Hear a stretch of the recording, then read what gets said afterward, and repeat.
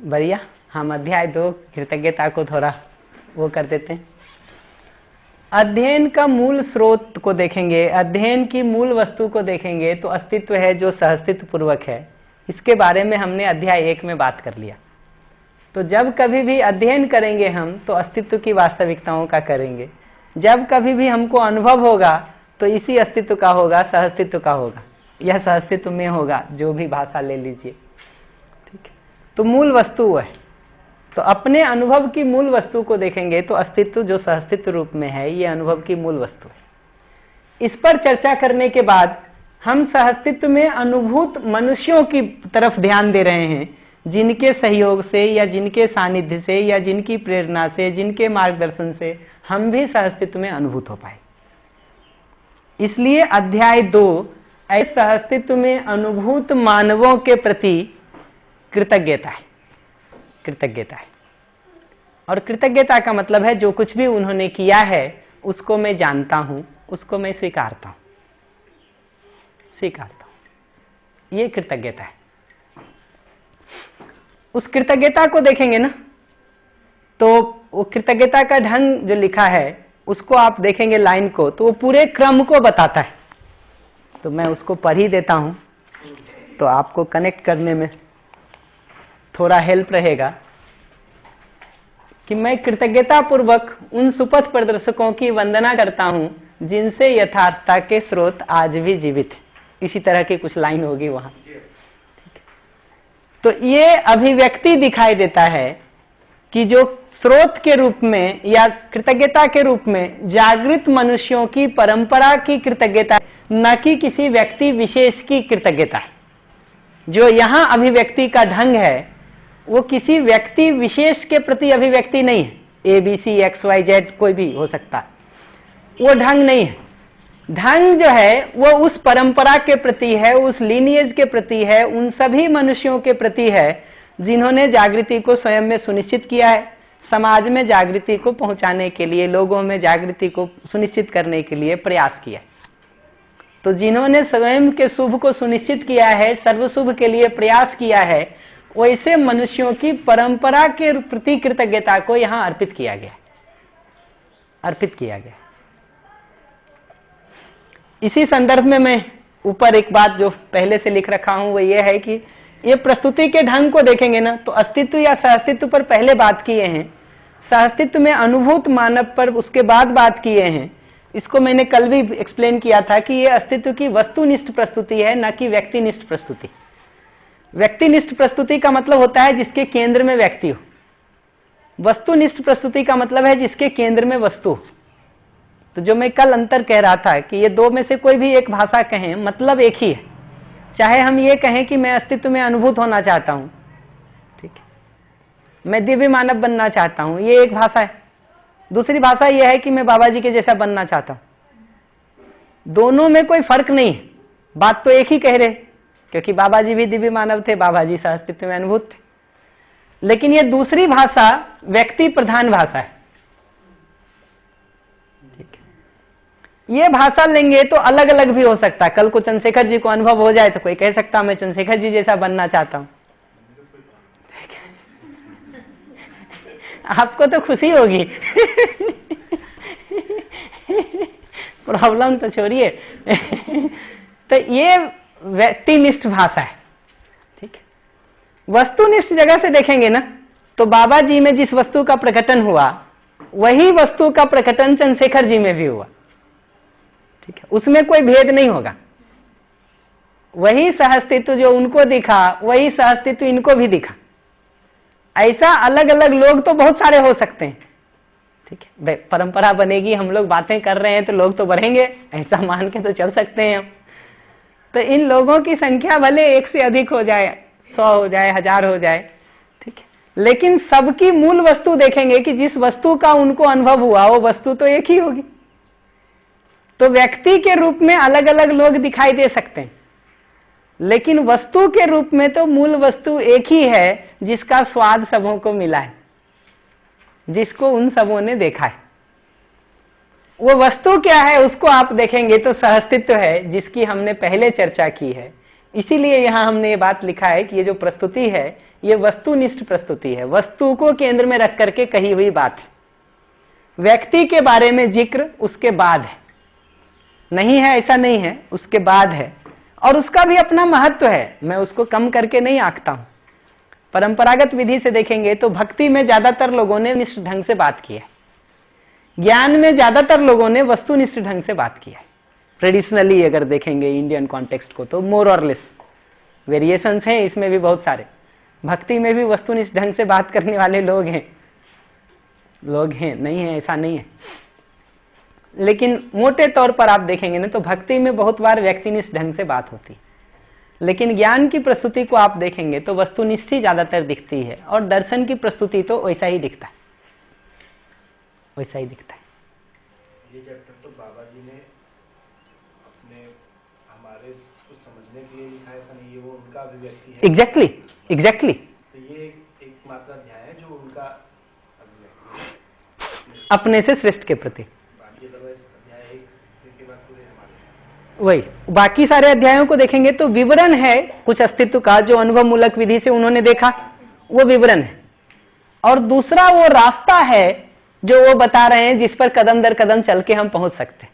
तो ये दो तरह की चीजें मिलेगी, एक तो अनुभव मूलक विवरण मिलेगा, अस्तित्व कैसा है, प्रकृति कैसा है, मानव कैसा है, वो जो B1 ब्लॉक में जितनी बात हम करते हैं ना वो सारा विवरण है।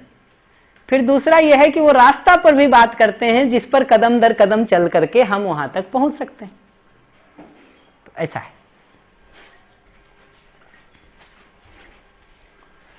और आखिरी बात जो हमने लिखा है उसको भी मैं कनेक्ट कर देता हूं, सबसे शुरू में है जी, वही सबसे पहले शुरू में नहीं था, अध्याय 2 में ही था, और वो आगे पीछे होता रहता है, हर बार आगे पीछे होता रहता है, लेकिन बुक में आप उसका प्लेसमेंट देखेंगे तो शुरू से अध्याय 2 में ही है। पहले व्यवहार दर्शन में भी ऐसा ही है, अभी भी ऐसा ही है, ऐसा ही है। तो नहीं, मैं उसको भी व्यक्तिवादी शब्द नहीं प्रयोग कर रहा हूं जानबूझ करके ही, क्योंकि व्यक्तिवादी कई बार खराब अर्थों में प्रयोग होता है, तो मैं इसलिए उसको व्यक्तिवादी नहीं कह रहा हूं। अच्छे अर्थों में भी उसको कहेंगे तो व्यक्तिनिष्ठ है। सब्जेक्टिव और ऑब्जेक्टिव जो कहते हैं ना, वो मोटा मोटा वही चीज है। ऑब्जेक्टिव है वस्तुनिष्ठ, व्यक्तिनिष्ठ हुआ सब्जेक्टिव। तो ये ठीक है कि अनुभव करने वाले, लेकिन जो सारा डिस्क्रिप्शन हम दे रहे हैं वो ऑब्जेक्टिव ढंग से दे रहे हैं कि आपको भी अनुभव होगा तो उसी बात का होगा, इनको भी होगा तो उसी बात का भी होगा, इनको हुआ तो उसी बात का हुआ। तो अगर ये 18 चैप्टर शिक्षा की वस्तु है तो कृतज्ञता हमारे लिए ये सूचना है उस श्रेष्ठता के सम्मान वाली जगह के लिए ये है ना। और उसका अभी देखेंगे कि वो कृतज्ञता कैसे पीढ़ी दर पीढ़ी बढ़ती है, और कृतज्ञता को पकड़ करके कैसे हम आगे बढ़ सकते हैं, उसका भी जिक्र है। तो बाबा जी को कृतज्ञता है वो तो ठीक ही है, हमारे लिए भी कृतज्ञता का जो रोल है वो अभी दिखेगा इस अध्याय में कि कैसे कृतज्ञता से क्रम से हम आगे बढ़ सकते हैं। वो इस अध्याय का कंटेंट है जो मैं अगले स्लाइड में भी दिखाने वाला हूं। तो ये भूमिका है जो हमारी तरफ से है। जी, आपने कहा कि भक्ति मार्ग जो हम परंपरा में कहते हैं, हम उसमें 2-3 नाम लेते हैं, प्रभु कह लीजिए, कृष्ण कह लीजिए, शंकर कह लीजिए, तो क्या उसको भी हम व्यक्तिनिष्ठ कहेंगे या वस्तुनिष्ठ कहेंगे? किसी व्यक्ति का जब हम नाम लेते हैं, ठीक, तो वो तो व्यक्तिनिष्ठ।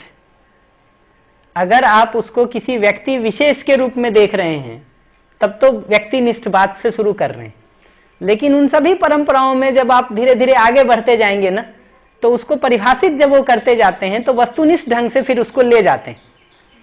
जैसे आप कबीर का पढ़ेंगे, उनसे किसी ने पूछा कि राम कौन है, वो बार बार राम का जिक्र करते हैं, ठीक।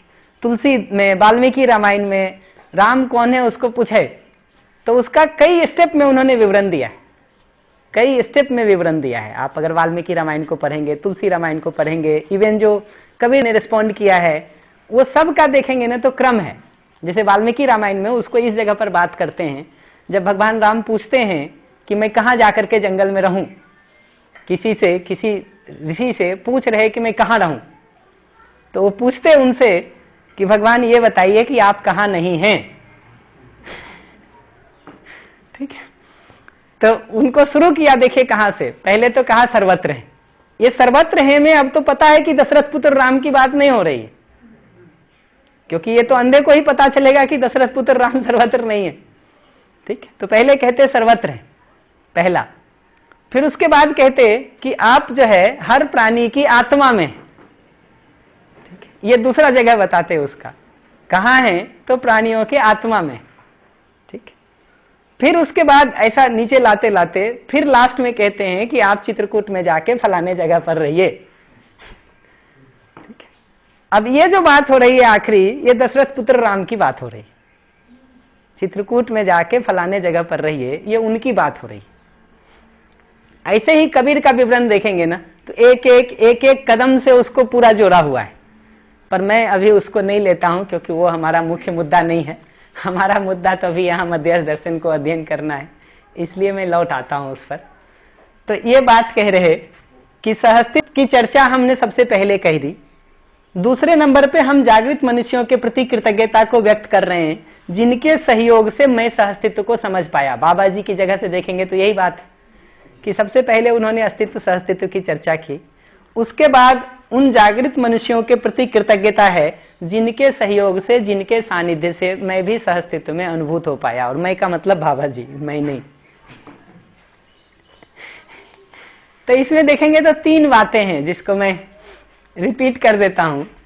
इस पूरे अध्याय 2 में ये तीन ही सूत्र है जिसको मैं यहाँ एक्सप्लेन कर देता हूं, फिर किताब पढ़ लेंगे हम लोग।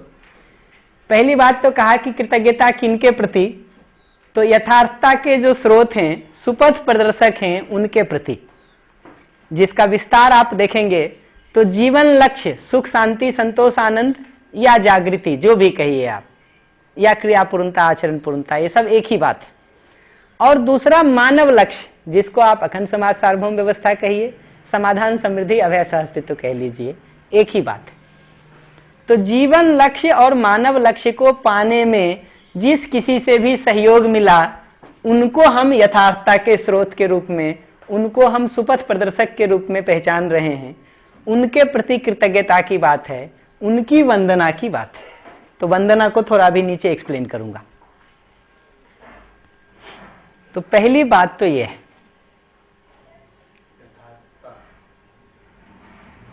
कैसा जीना है। यथार्थता का मतलब यथार्थता, वास्तविकता और सत्यता, ये तीनों।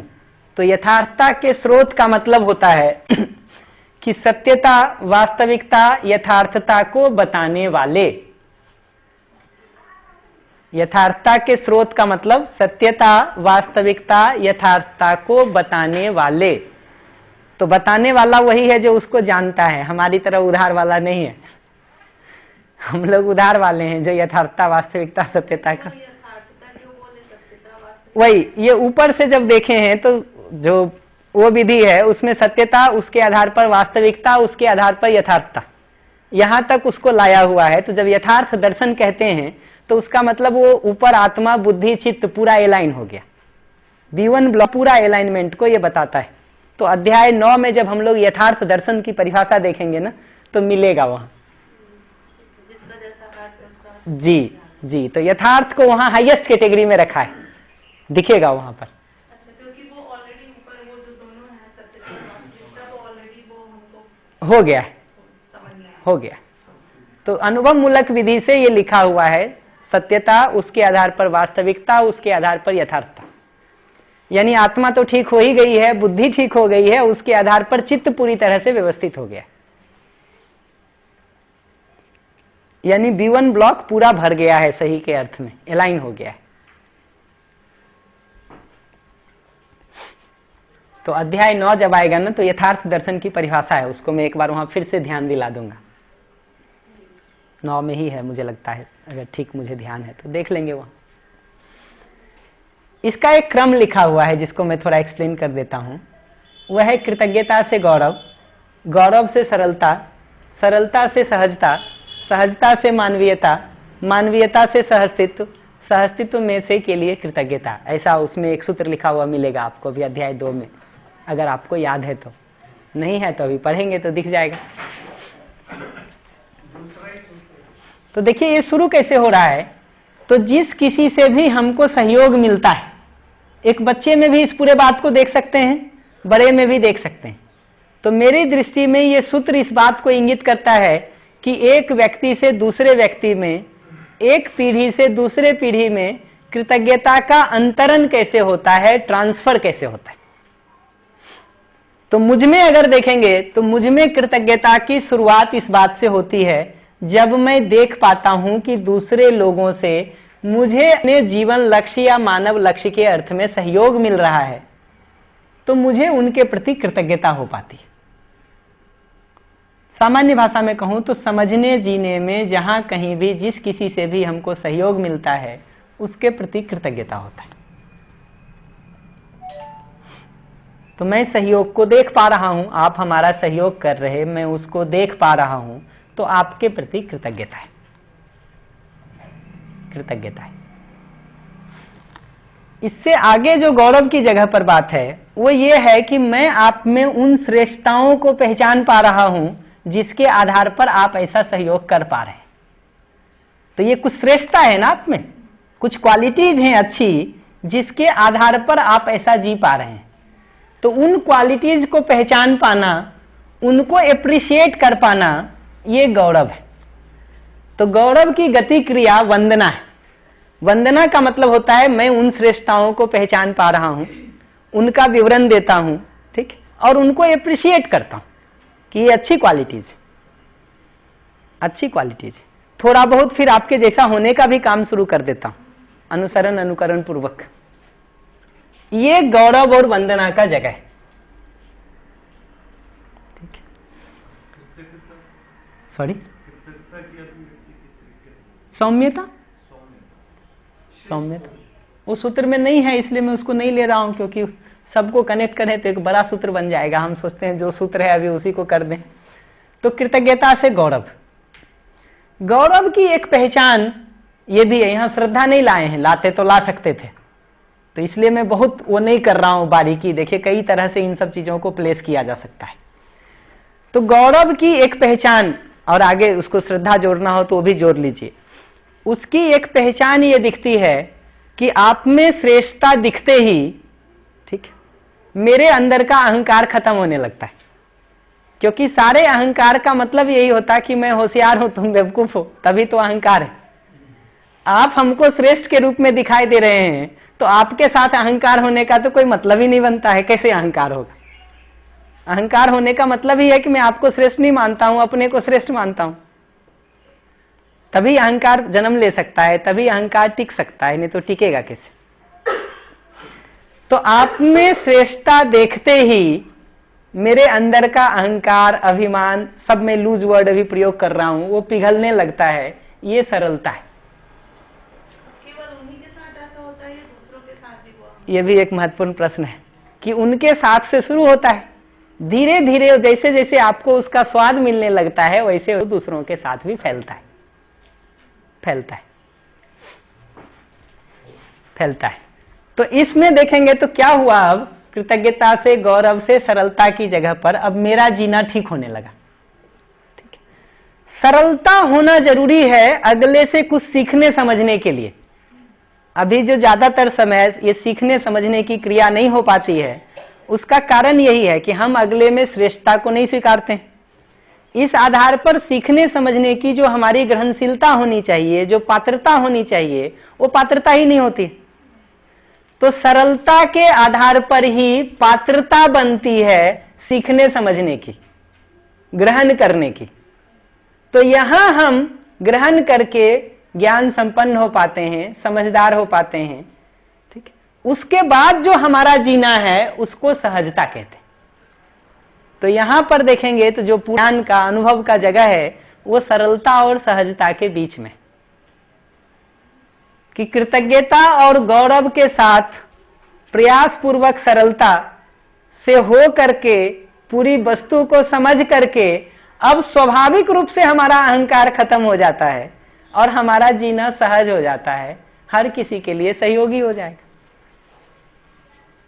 तो सरलता से सहजता का अंतर यह है कि यहां सरलता आप में श्रेष्ठता को देखने के आधार पर है, ये जो सहजता है ये अस्तित्व को सहअस्तित्व रूप में देखने के आधार पर जी हो गया, तो वो सहजता है। सहजता के साथ जो हमारा जीना होता है उसी को मानवीयता कहते हैं। और यहां मानवीयता अति मानवीयता सब नहीं अलग किए हैं, तो एक ही कैटेगरी है और क्या। तो सहजता पूर्वक जो हमारा जीना होता है वही मानवीयता है, कि मानवीय स्वभाव ही होता है, मानवीय दृष्टि ही होता है, मानवीय प्रवृत्ति ही होता है। अमानवीयता का कुछ बचता नहीं है, बचता नहीं। ऐसा मानवीयता के साथ जब हम जीते हैं तो दूसरों के लिए हम सहयोगी हो जाते हैं। तो यहां जो सहयोग हमको दूसरे से मिल रहा था शुरू में, तो वहां हम रिसीविंग एंड पर थे, हमको मिल रहा था। अब हम देने वाले एंड पर आ गए, गिविंग एंड पर आ गए मानवीयता पूर्वक, कि अब हम दूसरों को सहयोग दे पा रहे हैं, दे पा रहे हैं। तो सहअस्तित्व तो पहले भी था, अभी भी है, लेकिन पहले सहअस्तित्व में हमको कुछ मिल रहा था, अब यहां हम दे पा रहे हैं दूसरों को, यहां हम दे पा रहे हैं दूसरों को। तो अब मैं दूसरों का सहयोग कर पा रहा हूं, अब मेरा जीना ऐसा है जिससे दूसरों को सहयोग मिल रहा है। इससे दूसरे व्यक्ति में मेरे प्रति कृतज्ञता का भाव उदित होना शुरू हो जाता है। दूसरे व्यक्ति में मेरे प्रति कृतज्ञता का भाव उदित होना शुरू हो जाता है। ऐसा एक व्यक्ति से दूसरे व्यक्ति में कृतज्ञता ट्रांसफर हो गई। इसी को जनरेशन वाइज देखेंगे तो एक पीढ़ी से दूसरी पीढ़ी में कृतज्ञता ट्रांसफर होगी, कि पिछली पीढ़ी ने जो किया उससे अगली पीढ़ी में कृतज्ञता होती है, अगली पीढ़ी इस कृतज्ञता गौरव सरलता से होकर के मानवीयता और सहअस्तित्व पूर्वक जीने लगती है, तो अपनी अगली पीढ़ी का ठीक ठीक देखभाल कर पाती है, जिससे उसमें पिछली पीढ़ी के प्रति कृतज्ञता का भाव उदित हो जाता है। तो सहयोग मिलने को देख पाना कृतज्ञता है, इस आधार पर उनमें श्रेष्ठता को देख पाना गौरव है, इस आधार पर अपने अभिमान अहंकार का खत्म होना, सीखने समझने और वैसा जीने के लिए तत्पर होना, ये सरलता है। इस आधार पर पूरा सीख समझ लेना और वैसा जीना, ये सहजता है। उसके साथ जो हमारा जीना है वही मानवीयता है, और मानवीयता पूर्वक जीने में हम दूसरों के लिए सहयोगी हो ही जाते हैं, वही सहअस्तित्व पूर्वक जीना है। और ऐसा जीने से हर अगले मनुष्य में हमारे प्रति कृतज्ञता का उदय होना शुरू हो जाता है, तो ये साइकिल पूरा हो।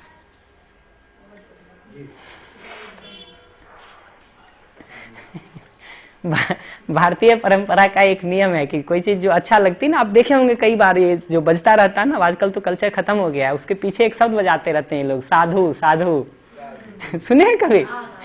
उसका मतलब यही होता है अच्छा, बहुत अच्छा, सुंदर, अनुमोदन जिसको कहते हैं ना, अनुमोदन, कि ये बाबा जी ने अच्छा लिखा, हमको समझ में आता है तो हम उसका अनुमोदन करते हैं, अच्छा, बहुत अच्छा।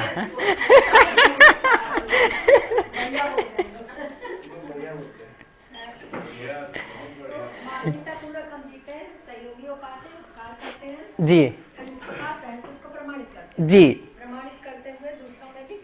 दूसरों के लिए अब हम सहयोगी हो गए, तो दूसरे में हमारे प्रति कृतज्ञता शुरू हो गई। वो जहां से ये शुरू किए थे हम, सर्कल घूम गया जी। ये सब तो संस्कृत है, संस्कृत शब्द है, करते हैं ना, तो पाली कोई अलग की भाषा थोड़ी है, उसी संस्कृत को थोड़ा सिंप्लीफाई कर दीजिए तो पाली है। साधु संस्कृत शब्द है। इससे भैया कृतज्ञता से ही आगे गति शुरू होती है, इससे पहले तो गति भी नहीं है। आपसे ये भी जा रहा है जी, एक लेवल पर वो बात ठीक ही है। किसी व्यक्ति को अगर हम श्रेष्ठ रूप में स्वीकार ही नहीं कर पा रहे तो ये कृतज्ञता शुरू नहीं होती। वही, उससे भी ज्यादा ठीक से कहूं कि किसी व्यक्ति से हमको सहयोग मिल रहा है, उस सहयोग को नहीं स्वीकारते हैं तो कृतज्ञता नहीं होती। श्रेष्ठता दिखे ना दिखे कोई बात नहीं, कम से कम सहयोग तो दिखे कि हमारे खाने पीने का कुछ इंतजाम आप कर दे रहे हो, किताब कॉपी दे दे रहे हो, रहने का ही इंतजाम कर दिए, कम से कम जो हमारा जीने में भी बाहरी फैसिलिटेशन है वो भी कर दिए, तो वहां से भी कृतज्ञता तो शुरू हो सकता है, अगर हम उसको एप्रिशिएट कर पाए तो। फिर समझने में कि ये तो और अच्छी बात है, लेकिन मिनिमम जगह तो वो दिखता है कि हमारे जीने में जहां कहीं से भी सहयोग आ पाता है, उसको पहचानने से कृतज्ञता शुरू हो जाता है। तो खाने पीने से लेकर के, रहने से लेकर के, बाकी सब चीज़ों में सहयोग को देखेंगे तो वहाँ से कृतज्ञता शुरू हो जाती है। अभी गलती ज़्यादातर समय हमसे ये होती है कि हम मानते हैं हमने पेमेंट कर दिया, पैसा दे दिया, तो काहे की कृतज्ञता। हमको धीरे धीरे ये समझना पड़ेगा कि काम पैसा नहीं करता है, काम आदमी करता है। आपके पास पैसा हो, आदमी नहीं हो, तो कौन सेवा कर देगा, है ना। और अल्टीमेटली कोई ना कोई आदमी ही होता है जो सेवा करता है, और वो आपसे जुड़ाव महसूस करता है तो ठीक से सेवा करता है, नहीं महसूस करता है तो उसका ध्यान भी पैसे पर होता है, आपसे सेवा पर नहीं होता है। तो ये सब बारीकियां हैं उसकी धीरे धीरे, लेकिन अच्छे के अर्थ में देखेंगे तो ये बात समझ में आती है। इसीलिए अगला बात लिखा हुआ है कि कृतज्ञता पूर्वक मानव का व्यवहार नियंत्रित होता है, यानी व्यवस्थित होता है। बार बार जब हम नियंत्रित कहेंगे ना, तो ये दबाव पूर्वक नियंत्रित होना नहीं, ये स्वेच्छा पूर्वक नियंत्रित होना है, जिसको व्यवस्थित होना कहते हैं। तो कृतज्ञता से मानव का व्यवहार क्या पूरी तरह से व्यवस्थित हो जाता है, आप उसको पूछेंगे तो उसका उत्तर यही है कि उसकी शुरुआत होती है। पूर्णता तो उसकी अनुभव पूर्वक जीने से होगी। हमारा जो व्यवहार पूरा नियंत्रित होना है, पूरा व्यवस्थित होना है, ये तो समझ पूर्वक होगा, लेकिन उसकी शुरुआत कृतज्ञता पूर्वक ही हो जाती है, कृतज्ञता पूर्वक ही हो जाती है। और आप अभी भी देख सकते हैं इस बात को कि जिनके प्रति भी ये कृतज्ञता और गौरव का भाव हमारा होता है, वहां पर हम थोड़े सभ्य और सीधा तो होने ही लगते हैं, कम से कम दिखने तो जरूर लगते हैं, हो चाहे नहीं हो। इसमें ऐसा भी लगता है, जैसे हम लोग बात कर रहे थे कि बाबा जी ने अपना एक कृतज्ञता व्यक्त किया, तो इसमें मुझे ये भी लगता है कि बाबा जी शायद ये भी ध्यान दिला रहे हैं कि हम भी कृतज्ञता पूर्वक ये जो होने की शुरुआत आप लिखे ना, तो इससे ध्यान जाता है। एग्जैक्टली, वो तो है ही, हमारे लिए है ना, वो तो है ही। तो इसलिए वो बात पर तो मैं ध्यान दिला ही रहा था कि ये कृतज्ञता कैसे चलेगी, उसका क्रम लिखा है। तो ये हमारे आपके लिए भी ध्यान देने की वस्तु है कि ये कृतज्ञता कहां से कहां तक फैलती है।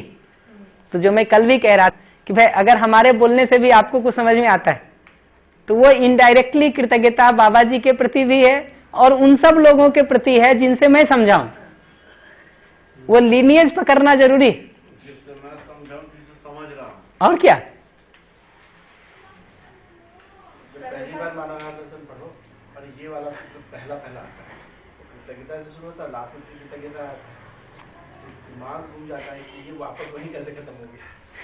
आज समझ में हम लोग जो स्प्रिंग या स्पाइरल अप्रोच बताते हैं ना, वो इसलिए बताते हैं कि घूम करके तो वहीं पहुंचा। तो अगर आप लंबाई चौड़ाई में देखेंगे तब तो वहीं के वहीं रह गया, गहराई या ऊंचाई देखेंगे तो वो बढ़ गया, वो बढ़ गया। मैं तो सर्कल बनाई हूँ जी, अगर मैं मेरे को आज ही क्लिक हुई ये वाली बात। इसकी जगह मेरे को सरलता सहजता में थोड़ा सा और स्पष्टीकरण। वही सरलता वो है जो अनुभव के पहले प्रयास पूर्वक हम कर रहे हैं, अच्छा, समझ के पहले प्रयास पूर्वक कर रहे हैं। सहजता वो है जो हम अपनी समझ से ठीक जीते हैं। तो अनुशासन से स्वानुशासन, अनुकरण, अनुसरण, आज्ञा पालन, ये सब सरलता पे ही होने लगता है। अच्छा, कृतज्ञता और गौरव के साथ जब हम सरलता पूर्वक जी रहे हैं ना, तो अनुसरण, अनुकरण, आज्ञा पालन, अनुशासन, ये सब होने लगता है। लेकिन स्वानुशासित जो आदमी होता है वो तो अपनी समझ पूर्वक होता है। तो सहजता जो है वो स्वानुशासित होकर के जीना है।